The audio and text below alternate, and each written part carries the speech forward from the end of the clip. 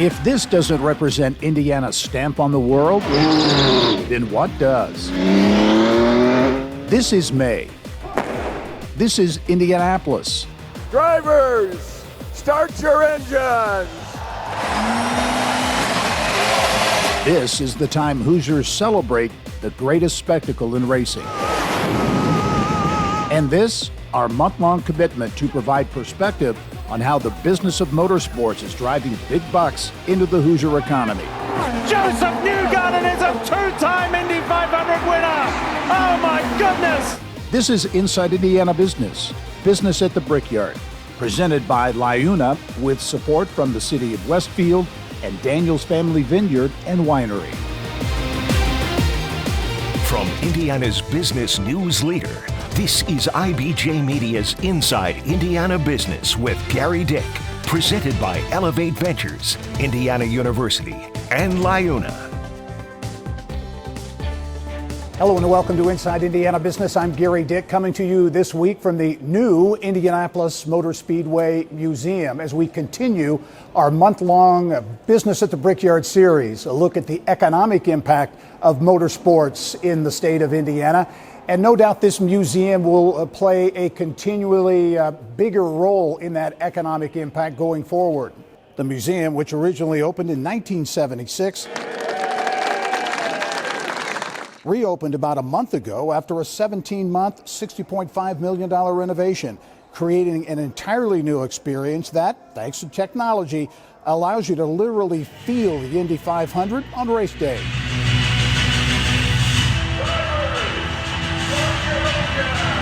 The new IMS Museum is 40,000 square feet of space, showcasing 55,000 artifacts, from Gasoline Alley to every race car you can imagine, to the Penske Gallery, which provides an up-close and personal look at the motorsports success and impact of IMS owner Roger Penske. To have a museum here with our artifacts, I'll call them. The car in 51 that I was here when I won with my dad back in 51 is here. Lee Wallard's car, our four-wheel drive car, and then the rings, the engines, the uniforms, and all the interactive is special. And we tried to make it special because this is who we are. Along with the old, there's plenty of new here. $25 million has been set aside to create a dedicated educational curriculum and new programs, along with the space focused on science, technology, engineering, and math. And the early returns are positive. Traffic at the museum in April doubled that of April in 2023, and memberships are at 4 times projections. And joining me now with more, pleased to be joined by Allison Melangton, the Senior Vice President at Penske Entertainment. Allison, we're here at this, it's in the same place, but a very different museum. Your initial thoughts and the reaction that folks have had. Well, this is a fabulous property for Indianapolis. I think it's a game changer for the entire city because this museum nationally and internationally is going to get a reputation for a must-see for sure. Yeah, so there's economic impact. I know we'll see, ultimately what those are. But as you talk about the tourist destinations in Indianapolis, and we get so many people here through tourism, this will become one of those spots. And again, that means economic impact. Absolutely. And Visit Indy, for example, they'll be able to sell this and use this as an attraction for the different conventions that they're bringing in. So it's really got something for everyone, every single age, and you can spend hours in here. So it's going to be a real game changer for the city going forward. As you look at the economic impact of the Indianapolis Motor Speedway, IndyCar racing, it is substantial, certainly. But it goes beyond that in terms of grassroots outreach to get people here and to get them fired up about the month of May. That takes a number of ways that kind of unfold, among them these porch parties that have become pretty popular. Yeah, we want to own May. Just like March Madness owns March, we want to own May globally, not just in Indianapolis. So we've created a lot of different civic programs to welcome all the visitors that come. And Porch Parties has been a great one. This year we've upped that even more. We have several going on. We had Avon and Speedway and Fishers and Zionsville. So that's all worked really well to bring people in and really show them what Indianapolis can do in welcoming visitors. That's close to home, but you're branching out far beyond that to every quarter of the state as you look at the FanFest, which again grew this year once again. Yeah, we want to be able to bring the spirit of the Indy 500 and all that it means and having it for 109 years in our city around the state. Because if you can't get to Indianapolis for the race, we want to bring a little bit to you. So this year we went to Bloomington, we went to Fort Wayne, and we went to Evansville, and we're going to continue to expand that. And it's a great thing to be able to bring that celebratory spirit, information about the drivers to those cities. Do you think that's working? Because I know that grassroots outreach, it's a lot of work. Yes. You know, you're traveling all over the place and meeting with groups large and small. Do you think it's gaining some traction? Yeah, I think people really look forward to it. They look forward to engaging. Typically we have Doug or a driver or someone there, and so it really is getting into, as you say, the grassroots where it's one-on-one, that we can talk to people about the Indy 500 and it's not just that day, it's the whole month. And to be proud of living in a state that hosts it. There's also a unique partnership, Welcome Race Fans, I think that you implemented with the 100th running in 2016. That's a partnership with the arts community. Yeah, I've always believed in all my different jobs in Indianapolis that sports and arts can coexist and support each other and lift each other up. And so we do a great program partnered with the Indy Arts Council that we pick 5 local artists to do renditions of some type of Welcome Race Fans, and then we use that in our decor around the city and typically on the Arts Garden. And it's been just a great partnership. And as you go around the country and you talk about the sports arts partnerships, it's rare. In all the cities around the country, it's one of the things I think that differentiates us, the way we look at that, partnerships instead of competition. Yeah. Allison Melangton, Senior Vice President of Penske Entertainment, thanks for joining us. Welcome to May. Absolutely, it's here. Well, coming up next, a different take on how four wheels are driving big bucks into the Indiana economy. 10,000, 581 in. Last call, $510,000. Sold $500,000. Sold $500,000. Travis Delzell. Muscle cars, hot rods, classics, you name it. And it's probably on the auction block at the Indiana State Fairgrounds. That story when we come back.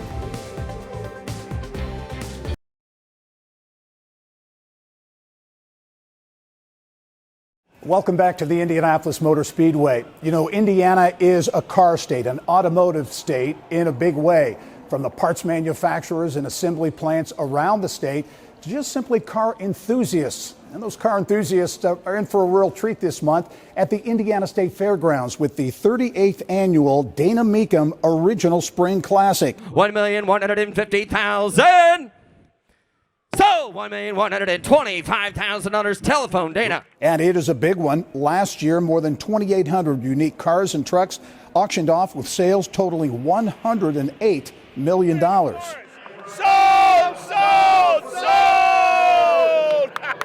This year's Mecum Spring Classic featured more than 3,000 collector cars and vehicles, making it one of the largest auctions of its kind in the United States. The Indy auction has topped $100 million in sales for the past 4 years and attracted bidders from all over the country, many of whom saw something they probably haven't seen before. There are some unique cars, some very, very low production cars. In fact, McLaren builds this Ultimate Series, and there are limited production cars, one of only 25 built. There were only 300 McLaren Speedtails built. These are $1 million cars I'm talking about. So very, very rare oftentimes. But, you know, Mecum's bread and butter since the very beginning has been muscle cars. And this is a great mixture of muscle cars, Corvettes, race cars. There is definitely an Indy 500 vibe on many of the cars here. This year's Mecum auction ended a 9-day run Saturday at the Indiana State Fairgrounds.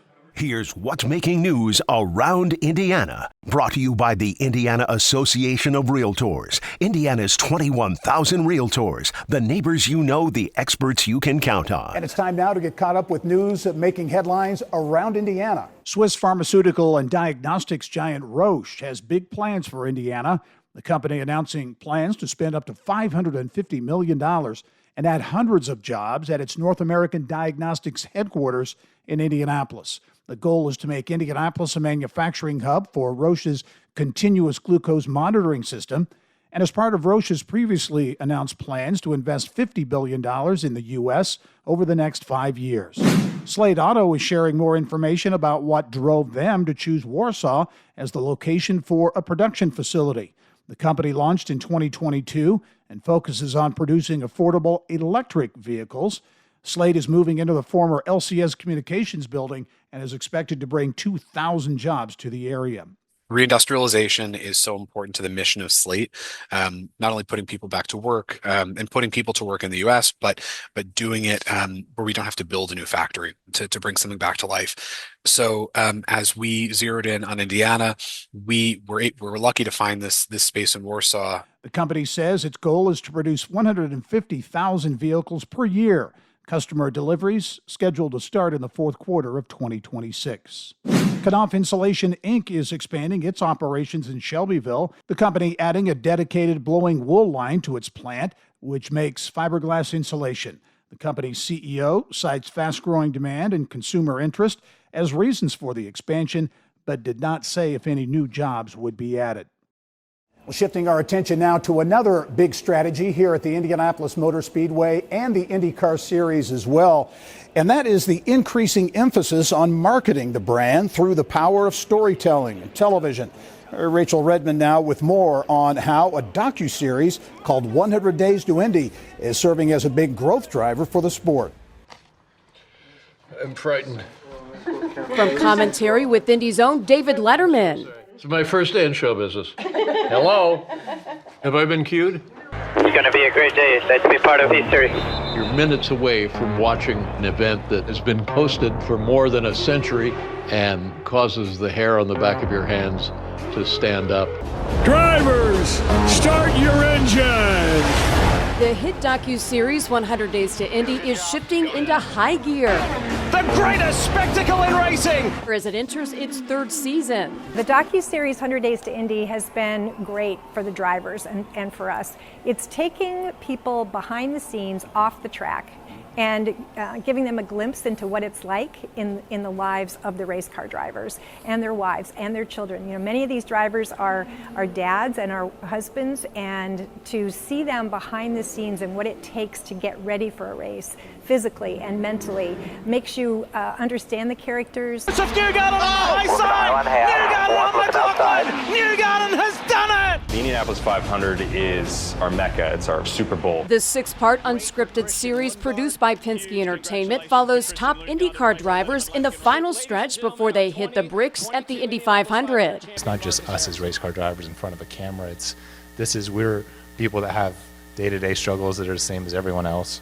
We have the emotional aspect of it. You have the pressures to perform and succeed that everyone else has in their day-to-day lives. And I think that making this a more relatable sport to people is something that's a huge priority of ours. 100 Days to Indy is the brainchild of Emmy Award-winning producer Patrick Diamond. We get to go behind the scene of what you don't see on the broadcast, before and after, and what you don't see on their social media. There's highs and there's lows, so we really get to show the world, who these teams and who these drivers are, and I think that to me is the most special part. Auto Award is back in the championship mix. Way to go, boys. Mary Rachel Redmond, Inside Indiana Business. Still ahead, a familiar name in IndyCar racing marking a milestone. Sam Schmidt is celebrating 25 years of helping conquer paralysis. We'll tell you how that mission is stronger than ever here at his new center, coming up in the Business of Health.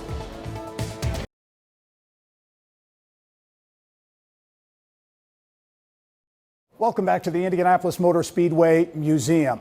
There is one name in motorsports that has become synonymous with heartbreak and hope. Sam Schmidt's life changed 25 years ago when he was involved in a racing accident in Florida that left him a quadriplegic. Since then, Sam has led the charge to help others in his condition. Business of Health reporter Kylie Valletta has that story. Thanks, Gary. The Driven Neuro Recovery Center opened here in Indy 7 months ago, and there's still so much more they want to do, like turn this space into an adaptive sports arena so they can keep changing even more lives.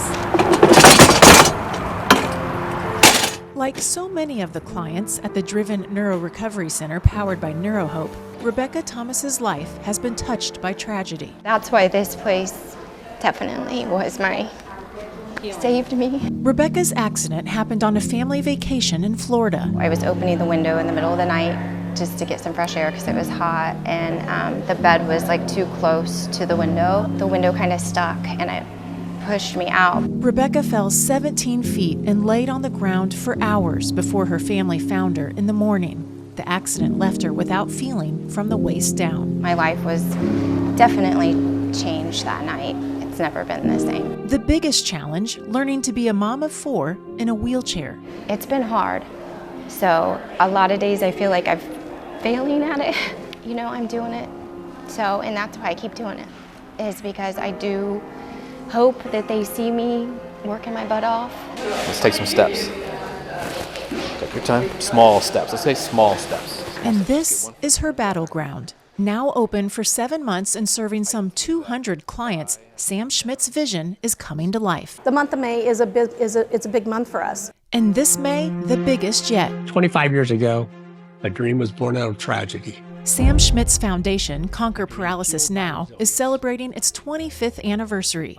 The nonprofit supports the first Driven Center in Vegas, research, and the new Driven Center in Carmel. Come celebrate with us. Sam Schmidt's annual gala will raise funds for the center's next big goal, turning this space into an adaptive sports arena. It warms my heart that even 25 years after the accident, the racing community still comes out for this situation. We would not be where we are without sponsors, but we're really delving into partnerships, right? We want somebody who's going to walk alongside us, and the return on investment is that people's lives are actually changing. Squeeze through your glutes.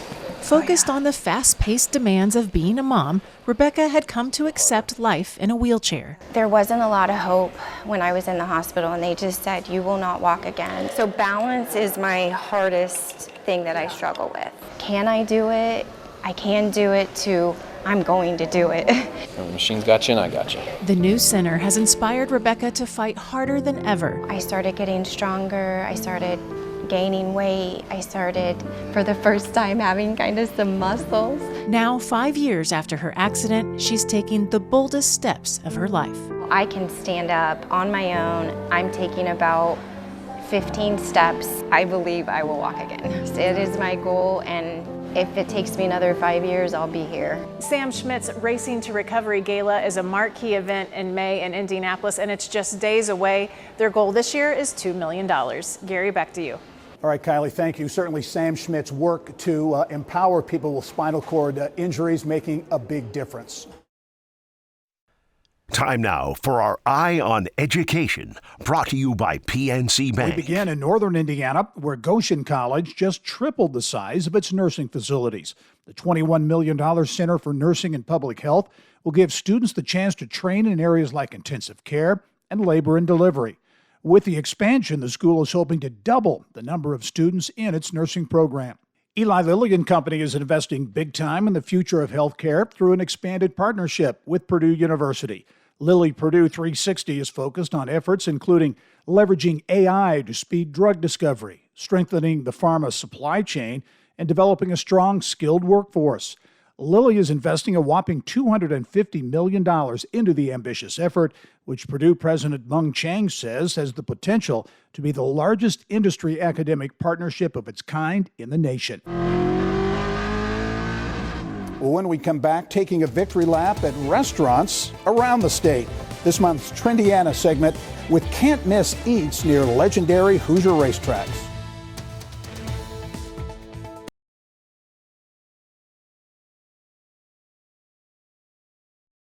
Welcome back to the Indianapolis Motor Speedway, the racing capital of the world, where if you don't have a cooler filled with food and drinks, you can always make your way to the expanding concession offerings here at the Indianapolis Motor Speedway. Maybe grab a Hoosier tenderloin, a hot dog, or maybe a cold beer. Food, drinks, and racing go hand in hand in Indiana, not just here at IMS, but outside dozens of racetracks from every corner of the state.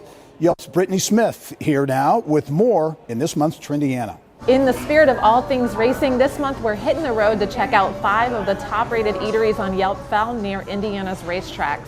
We're kicking things off here at Mexico City Kitchen, not too far from Indianapolis Motor Speedway. This spot gets rave reviews for their beautiful atmosphere, some hard-to-find menu items, as well as some standout dishes like the tamales fritos, the agua frescas, the Pozole Rojo and Verde, as well as the Chiviquieles. They have a delicious menu, and really you can't go wrong with whatever you order on their menu. Next up, we're heading to Lou's Family Diner in Putnam County, not too far from Putnam Park Road Course. They are known for their country fried steak and beef Manhattans. Definitely got your Midwest comforts on the menu here. Also want to mention that Lou's has breakfast and incredible prices, and their biscuits and gravy will have you filled up for less than $5. They're known for their stacks of pancakes, fluffy French toast, and coffee, as well as just hearty dishes all throughout the menu. To the green at Kokomo. Next up, heading to Kokomo for Ray's Drive-In. Not too far from the Kokomo Speedway. They are known for the King Tenderloin. It's as big as your head, and it's hard to find one much larger than this one. It's definitely got classic Midwest nostalgia at this business with the drive-in setting. And they're also known for their daily specials and a breakfast menu. It's a really good blast from the past kind of restaurant to check out. Next up, we're heading to West Main Tavern in Syracuse. This charming fine dining restaurant is located just a stone's throw from New Paris Speedway. Their highlights on the menu include the shrimp scampi and the salmon, and the customers rave about their elegant interior and classic dishes. It's also a great option for a nightcap if you've been at the New Paris racetrack all day. Menu changes weekly, and they offer themed dinners from time to time. And as for the atmosphere, you can expect an open concept kitchen and speakeasy vibes. Feature action is underway at the Tri-State Speedway. And last but not least, we're heading to Hobbs Steakhouse in Hobstadt near Evansville, near the Tri-State Speedway. They have been open for more than 50 years, and standouts on the menu include the Delmonico steaks, the buttery bacon wrap fillets, and the indulgent twice-baked potatoes. They carefully select their meats and age them in their in-house locker. It's a quieter and quaint setting, and the reviews rave about the ambiance and the chef's skills. Whether you're heading to the track this month or not, we hope this inspires you with 5 great local spots to check out in your neck of the woods. Happy Racing Month, and back to you, Gerry. Well, kind of makes you hungry for some Hoosier race grub. Well, that's all the time we have for this week's edition of Inside Indiana Business. We'll be back next week with the final installment of our Business at the Brickyard series. Thanks for joining us. I'm Gerry Dick. Go out and make it a successful week.